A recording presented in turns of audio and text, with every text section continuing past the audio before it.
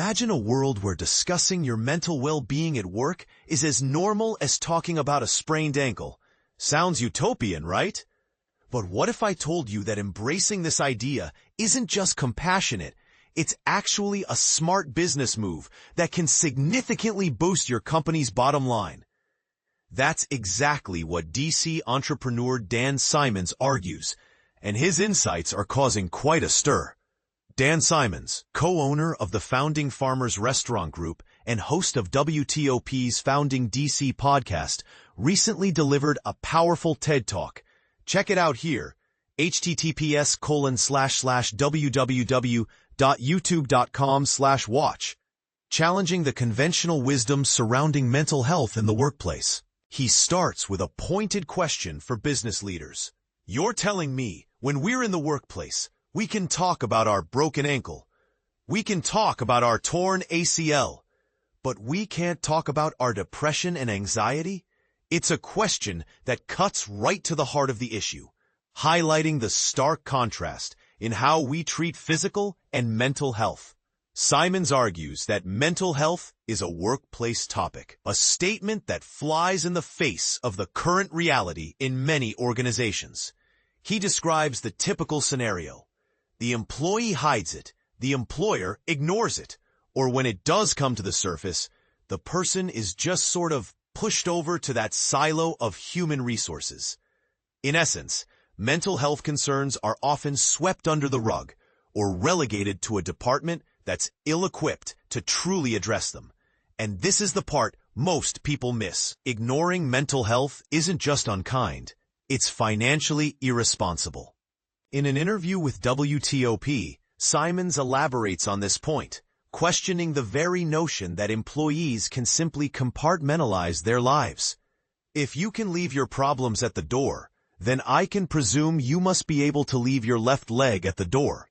I just don't believe people can truly separate parts of themselves. Nor should they. Nor is it the most productive way to live, he asserts. He advocates for a workplace culture where employees feel comfortable bringing their whole selves to work, arguing that expecting otherwise is as absurd as asking someone to leave their reading glasses at home because vision problems are deemed inappropriate for the workplace. Think about it. Would you ask an employee to ignore a physical ailment that impacts their performance? Probably not. So why treat mental health differently? So, how can business leaders begin to embrace this new paradigm? Simons suggests it starts with normalizing and destigmatizing conversations around mental health, helping everybody to understand that the human condition is what's normal. It's what we all have in common, he explains. He uses a relatable analogy, comparing a person's mental health to a smartphone's operating system.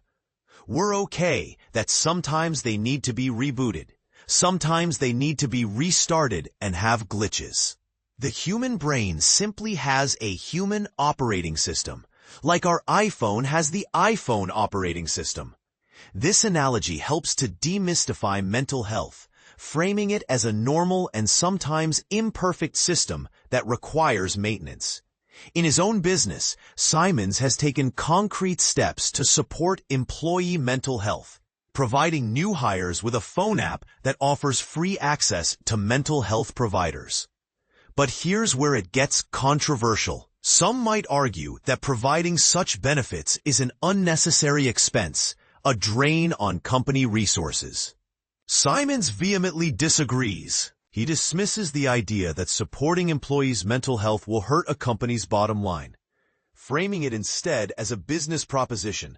This is a capitalist approach to productivity. He cites case studies that demonstrate a significant return on investment, stating that $1 invested into mental health will yield 5x return, with productivity, higher retention, less absenteeism, lower error rates. In his TED Talk, Simons succinctly summarizes his message, encouraging business leaders to recognize that mental health is health, and that making it a workplace topic will allow our brains and our employees and our companies to flourish into the most valuable versions possible. He emphasizes the ripple effect of supporting mental health in the workplace, arguing that you're not only lifting up your employees and your company, you're impacting your community and the world around you. Simons concludes with a powerful call to action. Person by person, this is about. Dan Simons' perspective challenges us to rethink our approach to mental health in the workplace. But what do you think? Is it truly a company's responsibility to address employee mental health? Can a focus on mental well-being genuinely lead to increased profits? Or is it simply a feel-good initiative with limited practical impact? Share your thoughts and experiences in the comments below. Let's start a conversation about how we can create more supportive and productive workplaces for everyone.